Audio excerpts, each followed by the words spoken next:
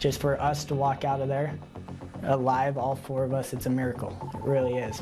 On October 15th, 2022, it was a dry and especially hot day in Shoshone National Forest, Wyoming. But what started out as a happy, adventurous day along the mountains quickly turned into a nightmare that none of them saw coming. A nightmare they would not soon forget. Brady and Kendall went to the same college, and they were the best of friends. But their choice of college wasn't the thing that drew them closer together. It was their love and passion for one sport: wrestling.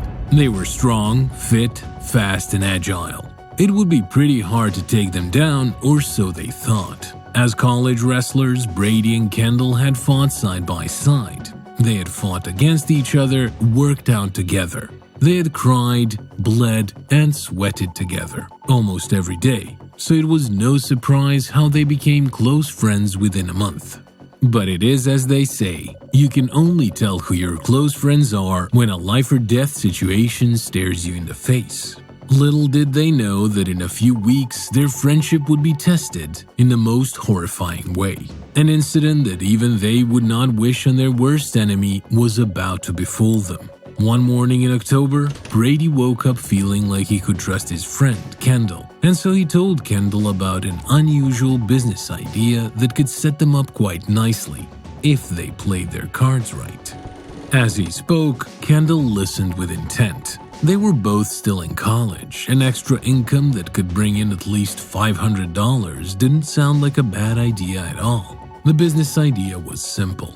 There was a huge market for fallen antlers, and if they could hike into the forest, they could stumble upon some antlers that had been shed by the animals there, then sell it. Shed hunting. The business was called, and it sounded really good. But there was a catch, a flip side. They may have to hike for hours in the forest in search of these antlers, and they were sitting ducks if a predator of some kind spots them.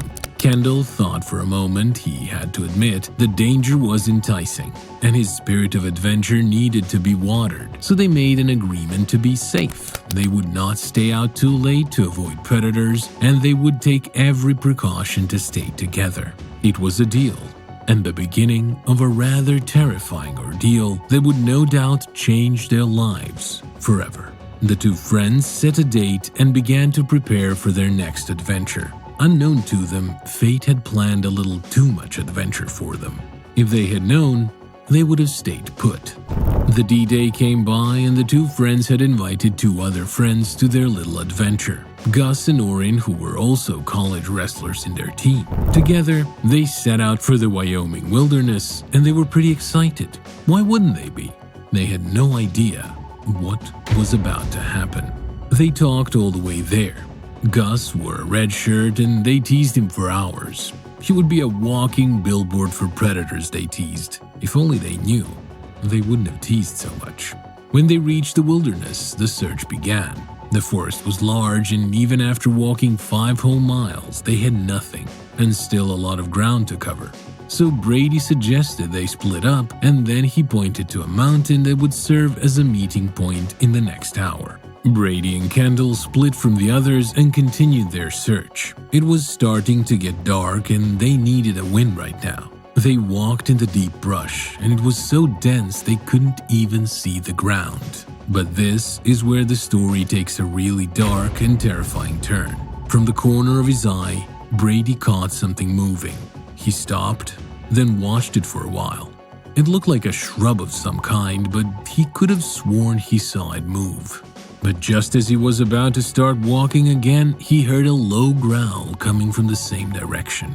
Yeah, now he wasn't mistaken. Something was definitely hiding in the bushes, and it sounded like an animal. He called out to Kendall, but before he could finish his sentence, a 300-pound grizzly bear appeared from the bushes and rushed straight at Brady. He had never been more scared in his entire life, and his recollection of the incident would send shivers down your spine.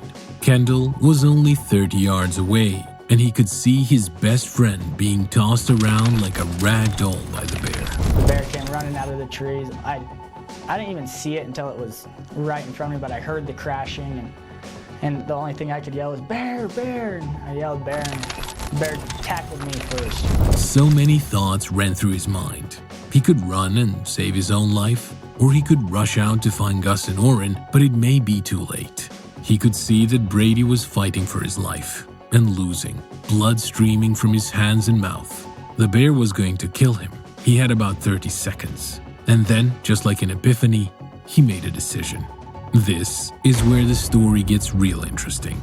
Suddenly, he became more overwhelmed with his wrestling spirit than his need to run. He had to save his teammate, so he decided to take the fight to the bear. So the first thing he did was growl like a vicious animal himself. But the bear was too preoccupied killing his best friend. Kendall needed more to get the attention of the bear. Its vicious teeth were locked into his friend's flesh. He was running out of time. He had to act and act now. So Kendall found a stick laying around and threw it at the bear. The bear wasn't fazed. Now, Brady's screams were dying down. The bear was winning. Time was ticking. So Kendall threw caution to the wind. He would rather die than see his friend mauled and gutted like a pig. So he ran towards the bear. He punched it. He yelled as loudly as he could. None of it was working. So he launched the most dangerous takedown attempt he had ever tried. Kendall ran and threw his body onto the bear's back, yanking on the fur around his neck.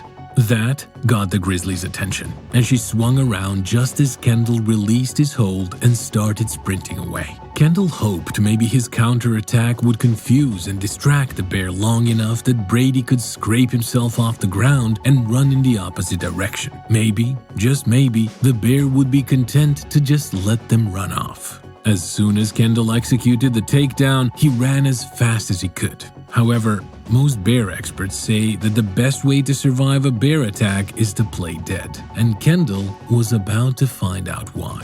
If you think all of this was terrifying, nothing would prepare you for what happened next. As he ran away, he took one quick look over his shoulder, and he saw the most terrifying thing he had ever seen in his life. The bear had spun away from Brady, so that was good news, but it had turned its sights on Kendall now. And with two giant gallops, the bear launched itself into the air, and the next thing Kendall knew, it landed on top of him. There was only one thing to do: fight.